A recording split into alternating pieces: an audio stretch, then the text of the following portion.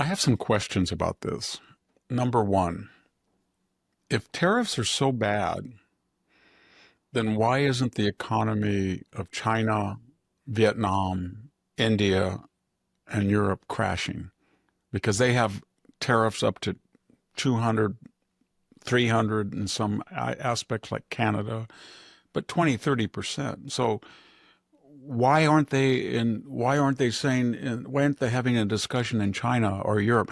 This is bad. This is like the Smoot-Hartley Act, or we can't do this. In this recent interview on the Victor Davis Hanson Show with Victor Davis Hanson, we learn about the real economic impact of Trump's new tariffs, the myth that tariffs caused the Great Depression, and the disconnect between the political elite and working-class Americans. Victor lays out how foreign nations have long used tariffs to dominate global markets while shaming the U.S. for finally fighting back. He questions why the same media and economists who once ignored Wall Street's reckless speculation now cry foul over fair trade policies. Most importantly, he highlights the forgotten middle class, those hit hardest by decades of outsourcing and elite-driven globalization. Before we begin this discussion, don't forget to like, subscribe, and share this channel. Now let's hear more from Victor Davis Hanson.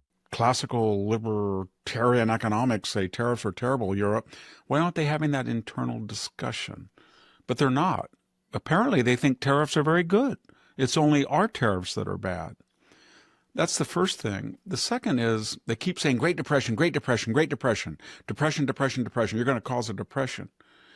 Well, we're going to talk about the Great Depression. But my former colleague, deceased, but a brilliant man, Milton Friedman, pointed out in print and in lectures, I must have heard him say this 4 or 5 times in person, that tariffs they were a minor factor in the Great Depression.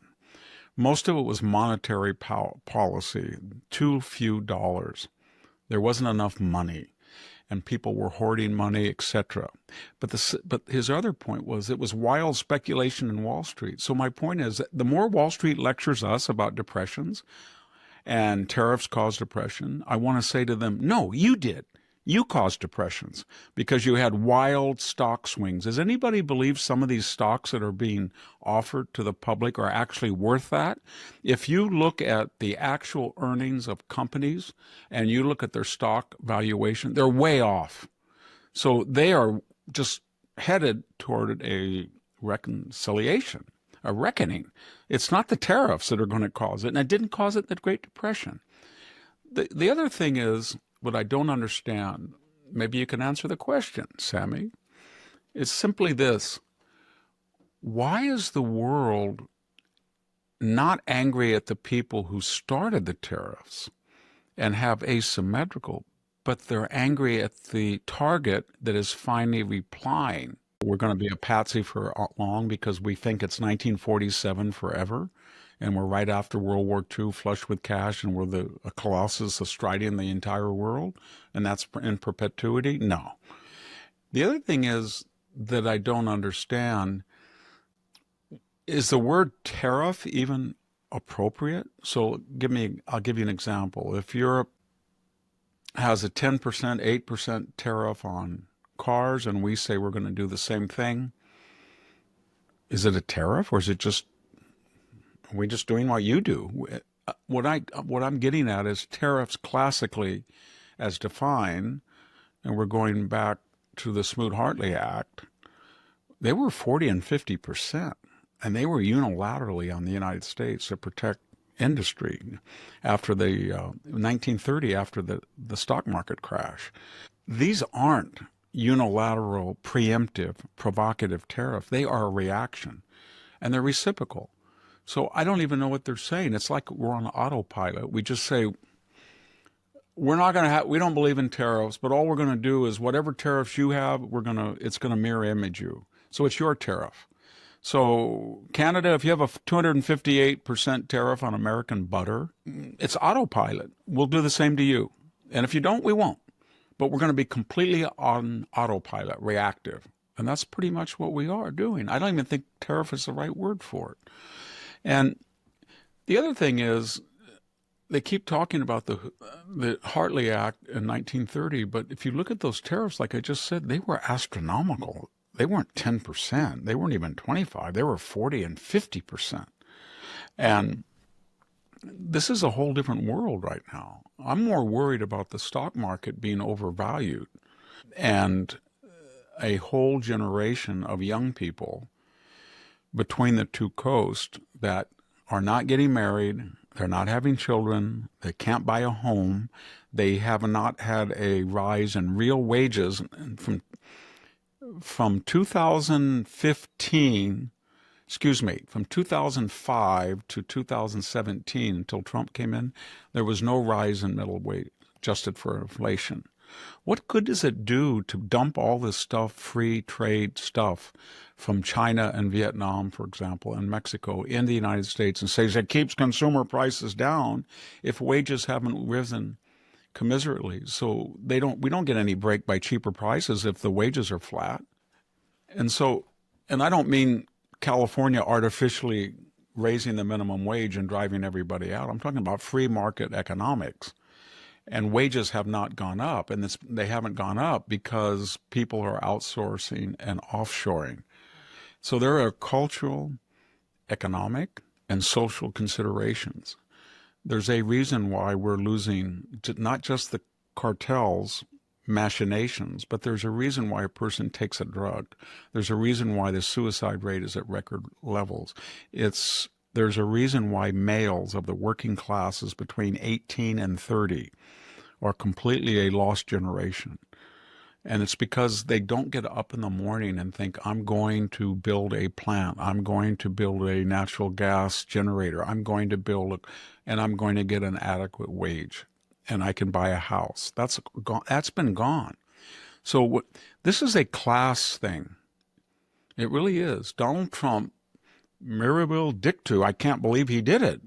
As a classical Republican, he's not classical Republican, but what Donald Trump did was he said this Republican is going to side on this Republican is going to choose the side of the working man. It's not going to choose Wall Street. Wall Street hates Donald Trump.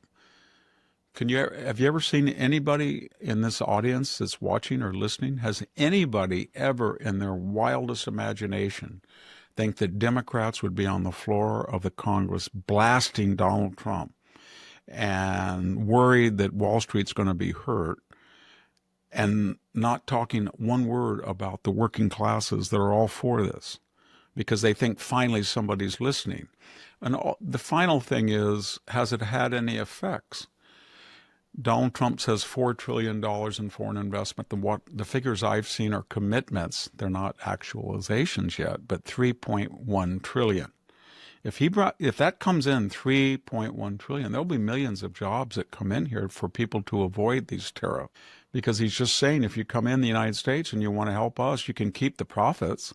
You just have to have the jobs here. As we just heard Victor Davis Hanson discuss the truth about Trump's tariffs and the distorted narrative around the Great Depression, now let's hear him elaborate on how globalization hollowed out America's industrial backbone and how the media and elite institutions sold out the working class. He explains how decades of trade imbalances, manipulated markets, and empty promises of global harmony left the American heartland gutted, while Silicon Valley and Wall Street raked in billions. And now, as Trump calls for reciprocity and rebuilding, the outrage isn't about fairness, it's about power. Now, let's listen to what Victor Davis Hanson has to say.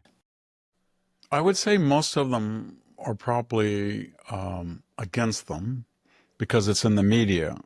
But if you look at the entire economic plan that people are proposing about the extension of the tax cuts, there are elements within that package of immediate depreciation for the purchase of tractors and things that'll be, in the long run, favorable to them. But right now, if you have a Massey Ferguson that's assembled in Canada, or you've got a Kubota tractor and you need parts and they come in here, they're going to be more expensive.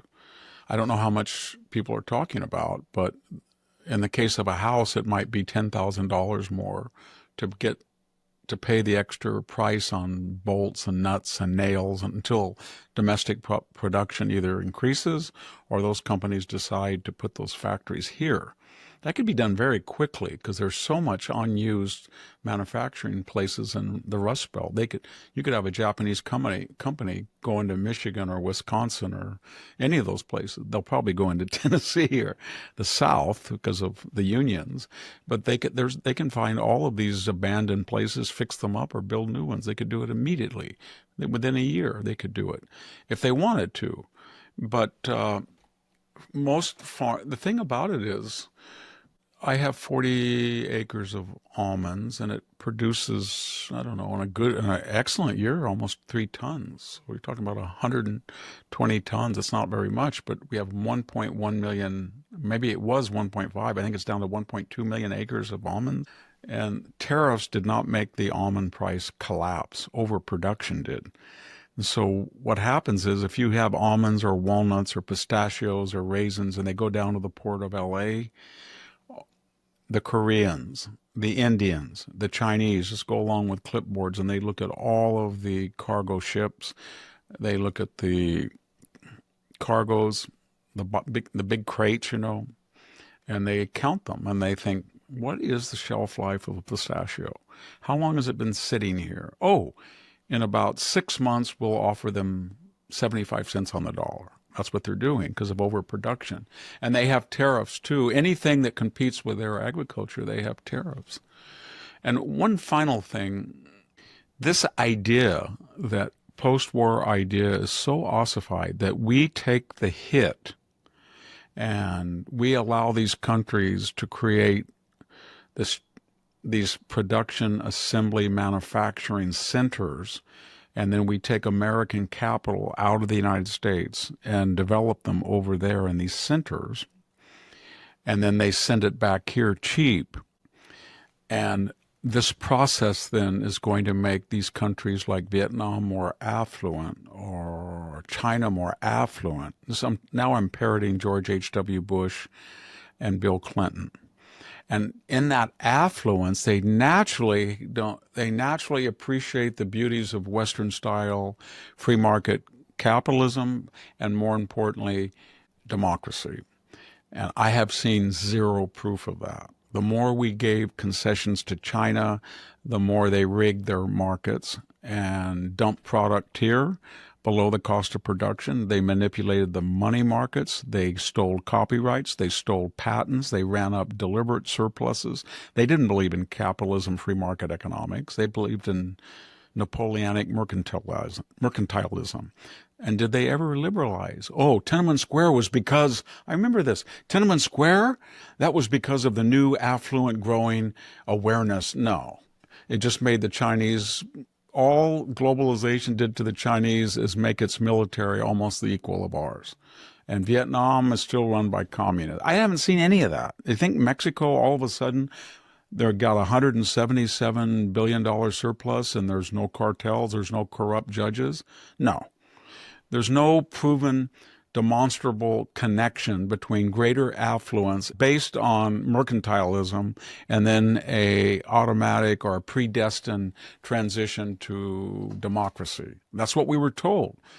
You guys out there in Pennsylvania, Wisconsin, Michigan, we're going to have to put you up on the altar of globalism.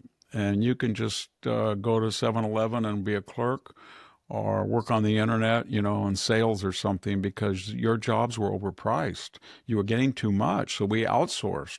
And now everything's more efficient because capital always goes to the most efficient thing. But the people who say that are never the victims of their own ideology. It's always somebody else in the Midwest or the San Joaquin Valley. And I saw that as a farmer. I saw raisins go $1,420 to $440 in 12 months. And I was a smart blank AS kid with a irrelevant PhD in classical languages, farming on a massive Ferguson.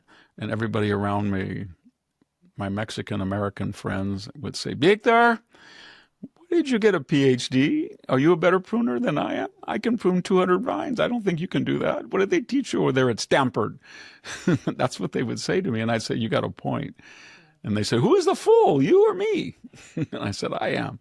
But the point is, I went up, I think I mentioned that, I went up to the Raise and Administrative Committee, and we had this economist come out, and he was going to lecture us all about how wonderful it is that the free market was going to.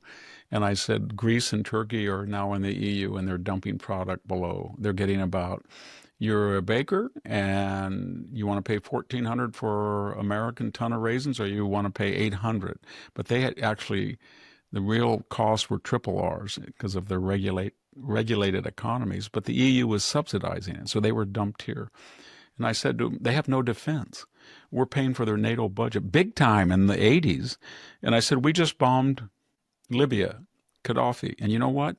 All of these people that are dumping, these EU countries that are dumping product here through subsidies below the cost of production to ruin our industry, they wouldn't let American planes fly over Europe. To watch the full interview, check out the link in the description. Victor Davis Hanson makes it clear, this isn't just about tariffs, it's about reclaiming control. He challenges the idea that globalization benefits all and exposes how elites built systems that reward capital over community. As America faces economic and cultural reckoning, here's what we want to know. Will tariffs bring back American jobs, or just spark more retaliation? And can any leader truly represent the working class while fighting elite resistance from every side? Thank you for tuning in. If you enjoyed this discussion, please subscribe, like, and share our video for more engaging content exploring the forces shaping our economic future. SIM swap fraud is sweeping the globe, and your mobile security is at risk. Switch to Ifani and lock out SIM swap fraud and get the most elite mobile protection in the world. Ifani guarantees 100% protection from SIM swaps, backed by a $5 million insurance policy. Stay secure with reliable coverage, free international roaming, and unlimited data. Trust Ifani to keep your communications and assets secure. Get military-grade protection, 24/7 concierge service, and a hassle-free upgrade. Click the link below for $150 off.